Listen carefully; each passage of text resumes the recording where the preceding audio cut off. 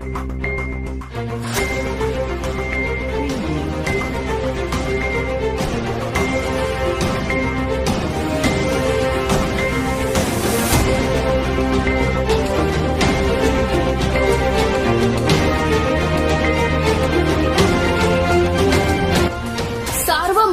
News Maharashtra. कल्याण न्यायालयात आज अक्षय शिंदे याच्या कुटुंबियांनी चार्जशीटसाठी अर्ज दाखल केला.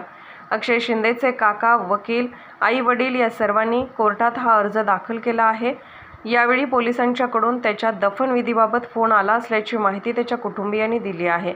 जागेचा शोध सुरू आहे. याचबरोबर अक्षय शिंदेच्या कुटुंबियांसह त्याच्या वकिलांसाठी संरक्षणाची मागणी करण्यात आली आहे. आम्ही आलतो आज मुलाचा चार्जशीट घ्यायला, तर आम्ही चार्जशीट घ्यायला आलतो, तर आम्ही कॉपी टाकून दिलेली आता घेत. आणि आत्ता आमच्या वकील जे लढणार आहेत तर त्यांच्या जीवाला धोका आहे आणि त्यांच्या आई वडिलांना पण जीवाला धोका आहे आणि त्यांच्या सुरक्षेसाठी आम्ही इथं आलेलो आज. हां, आणि त्या सुरक्षेसाठी आम्ही मागणी केलेली आहे आणि आम्ही गृहमंत्री आणि उपमुख्यमंत्री यांना पण ईमेल केलेला आहे.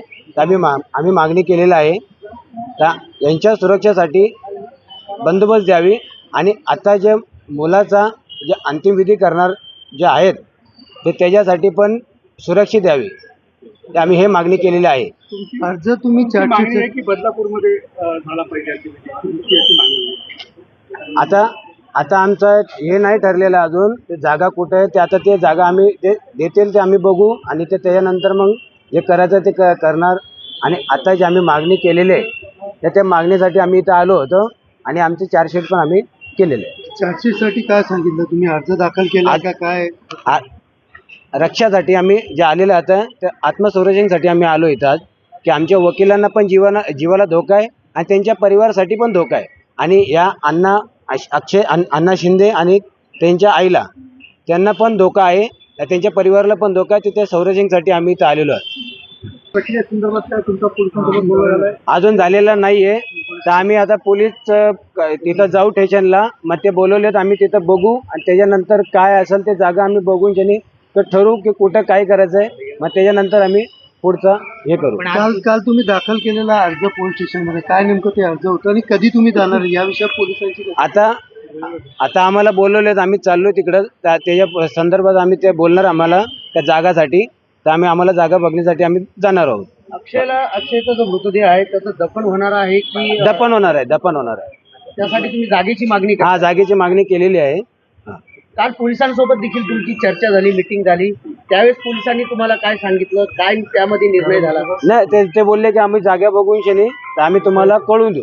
कधीपर्यंत तुम्हाला जाणार? आता आम्हाला फोन केलेला, आम्ही इथून आता चाललोय, निघालो आम्ही, तर आम्ही तिथं जाऊन शनी आता ते आम्हाला नेतील, आम्हाला जागा दाखवतील, मग कुठला आम्हाला जागा ते आम्ही बघणार. तर आमच्या मुलाच्या बॉडी दफनवण्यासाठी तर जिथं जागा सुरक्षित असेल त्या जागेवरती आम्ही हे करणार त्याला. मग त्यासाठी आम्ही ते अर्ज केलं होतं, ते आता आम्ही चाललो तिकडं, तर आम्ही जागा बघण्यासाठी आम्हाला नेणार आहे. 3 दिवस झालेले आहेत, मृतदेह पडून आहे त्या ठिकाणी. तुम्ही असं बोललात की त्याची हेळसांड देखील होती, मात्र निर्णय घेतला जात नाहीये.